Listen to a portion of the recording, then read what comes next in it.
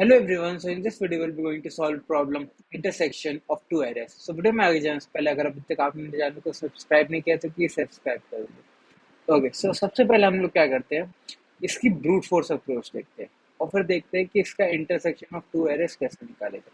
तो सबसे पहले इंटरसेक्शन ऑफ टू एरेस क्या होगा, बेसिकली जो भी इन दोनों के बीच में कॉमन एलिमेंट्स है वो बेसिकली हम लोग के इंटरसेक्शन ऑफ टू एरेज हो, ठीक है। सो इनका इंटरसेक्शन क्या होने वाला है, इन दोनों में कॉमन क्या है। एक हम लोग को कॉमन दिख रहा है, क्या 4 है इसमें? 4 नहीं है। क्या 9 है? हाँ है, 9 है, ठीक है।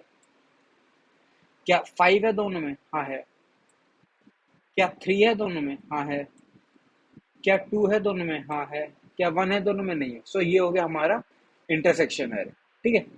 सो इसकी जो ब्रूट फोर्स अप्रोच हो सकती है वो हम लोग क्या कर सकते हैं, हम लोग क्या करेंगे, एक एलिमेंट को उठाएंगे एरे 1 में से, ठीक है, और उसको क्या करेंगे, पूरे के पूरे हम लोग एरे 2 के अंदर चेक करेंगे क्या बेसिकली ये एलिमेंट हमारा एरे 2 के अंदर है।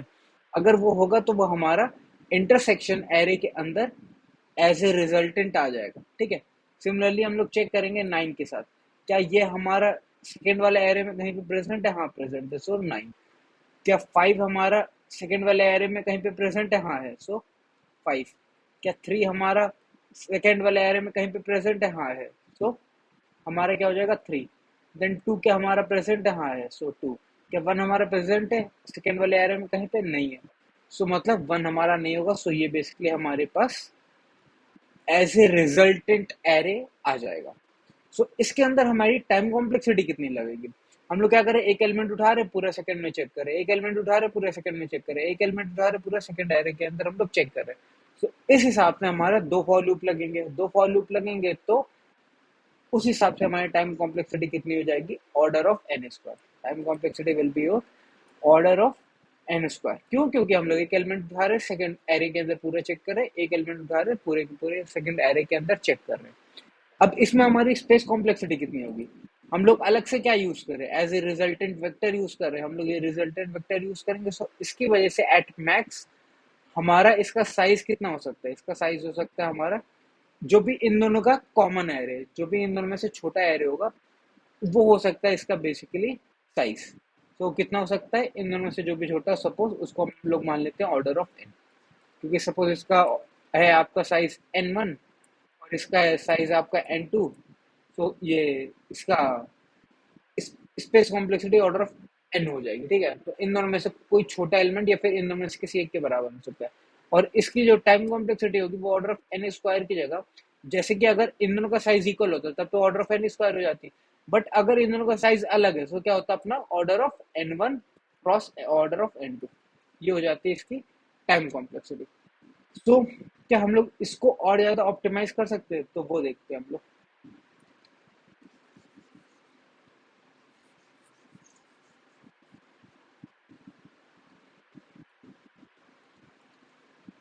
अब हम लोग क्या करेंगे, हम लोग ने इसमें हम लोग क्या करने वाले, बेसिकली सबसे पहले हम लोग दोनों एरो को हम लोग अपना सॉर्ट कर लेंगे, ठीक है। इसको जो हम लोग सॉर्ट कर लेंगे तो क्या बन जाएगा हमारा, ऊपर वाला एरे वन, एरे वन बन जाएगा हमारा 1, then 2, then 3, then 4, then 5, then 1 2 3 4 5, then 9, ठीक है। ये हो जाएगा हमारा एरे वन। एरे टू क्या बन जाएगा हमारा, वो बन जाएगा हमारा 2, देन 3, देन आपका 5, 5, देन 7 8 9, 7 8 9, ये हमारा क्या बन जाएगा, एरे टू।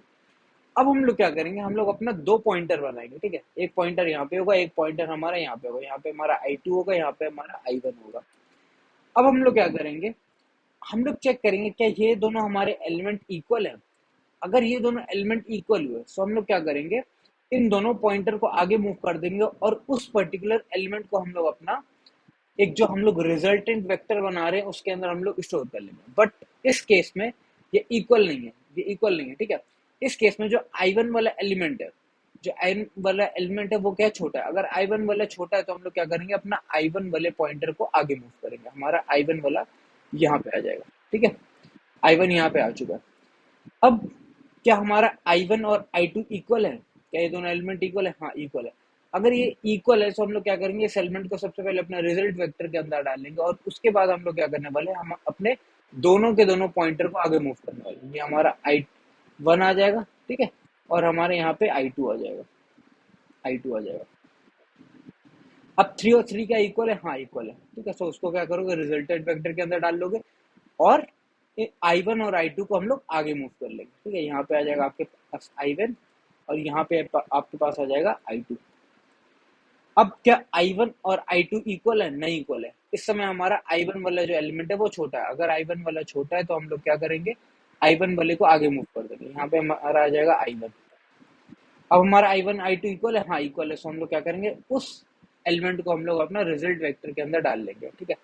तो अब क्या करेंगे, हम लोग दोनों पॉइंटर को आगे मूव करेंगे। यहाँ पे हमारे पास I2 आ जाएगा और यहाँ पे हमारे पास I1 आ जाएगा।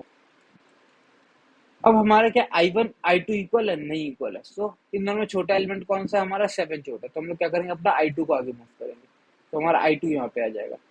अब हमारा क्या I1 और I2 इक्वल है? नहीं इक्वल है। सो हमारा I2 छोटा, अगर I2 छोटा छोटा है तो हम लोग क्या करेंगे, अपना यहाँ पे इसको मूव करेंगे। यहाँ पे हमारे पास I2 होगा, ठीक है। अब हमारा क्या I1 I2 इक्वल है? हाँ इक्वल है। सो हम लोग क्या करेंगे, उसको अपना यहाँ पे डाल लेंगे। अब सपोज इसके बाद और एलिमेंट होते हैं हमारे पास एरे 2 के अंदर। सपोज यहाँ पे आपके पास होता है 10 11, ठीक है। तो अभी देखो क्या हुआ, यहाँ पे अपना I1 जो है एग्जॉस्ट हो जाएगा, I1 एग्जॉस्ट हो जाएगा। बट I2 वाले में, मतलब कि एरे 2 के अंदर में अभी भी हमारे पास एलिमेंट बचे हुए हैं। अगर हमारे पास उसके अंदर एलिमेंट बचे हुए हैं तो हम लोग क्या करेंगे, उसको जस्ट ट्रैवर्स करके खत्म कर देंगे। क्यों? क्योंकि हम लोग अब इसके बाद जो भी एलिमेंट होंगे वो इन दोनों के बीच में कॉमन हो नहीं सकते। अगर वो कॉमन हो नहीं सकते तो हम लोग उसको अपने रिजल्टेंट वेक्टर के अंदर डाल नहीं सकते। तो हम लोग क्या करेंगे, जस्ट अपना I2 वेक्टर को हम लोग I2 जो इटरेटर है उसको जस्ट आगे मूव कर देंगे, that's it. So I hope आपको इसका सॉल्यूशन क्लियर हो। सो इसकी टाइम कॉम्प्लेक्सिटी कितनी होगी?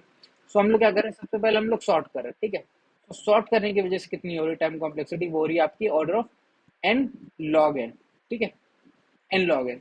क्यों? क्योंकि देखो हमारा n1 अलग है, n2 अलग है। हम लोग ने पहले वाले को सॉर्ट किया, ठीक है, तो उसका हो जाएगा n1 log n1, ठीक है।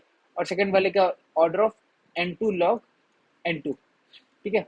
ये प्लस करेंगे, ये तो हम लोग का क्या हुआ, सॉर्ट करने की वजह से। इसके बाद हम लोग क्या कर रहे हैं, हम लोग दोनों के दोनों को ट्रैवर्स कर रहे हैं, ठीक है। हम लोग दोनों के दोनों को ट्रैवर्स कर रहे हैं, तो उसमें हमारी टाइम कॉम्प्लेक्सिटी कितनी जा रही है, पहले वाले को ट्रैवर्स करने में कितनी लग रही है हमारी, ऑर्डर ऑफ n1, और सेकेंड वाले को ट्रैवर्स करने में कितनी लग रही है, प्लस ऑर्डर ऑफ n2, ठीक है। अब इसके बाद कुछ लग रही है, इसके बाद कुछ नहीं लग रही। इसके बाद हमारे पास स्पेस कॉम्प्लेक्सिटी कितनी लगी, हम लोग अपना एक वही जो रिजल्ट वेक्टर बनाएंगे वही बनाएंगे। तो जो भी आपका ऑर्डर ऑफ n1 या n2 में से जो भी छोटा होगा वो हो जाएगा हमारा स्पेस कॉम्प्लेक्सिटी। तो वो हो जाएगा हमारा ऑर्डर ऑफ n1 या n2 में से जो भी छोटा होगा, ओके। तो अब हमारे पास जो टाइम कॉम्प्लेक्सिटी लगी वो कितनी हुई, एट मैक्स इस केस में कितना हो सकता है, ठीक है, हो सकता है n log n, at max तो वही हो सकता है। बट पिछले वाले में कितनी थी, वो थी ऑर्डर ऑफ n स्क्वायर, वही n1 into n2, that is comes out to be equals to your order of n square. और यहाँ पे कितनी हो चुकी है, n स्क्वायर से बहुत कम होकर के n log n हो चुकी है।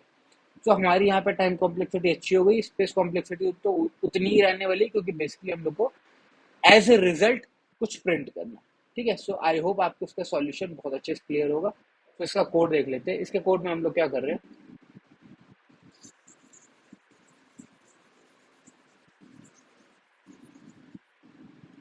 इसके कोड में बेसिकली हम लोग कुछ नहीं कर रहे, पहले अपना n1 को जो हमारा nums1 जो एरे उसको सॉर्ट कर रहे हैं, देन nums2 एरे को हम लोग सॉर्ट कर रहे हैं, और उसके बाद हम लोग क्या कर रहे हैं, अपना दो इटरेटर बना रहे हैं, n1 और I1 और I2।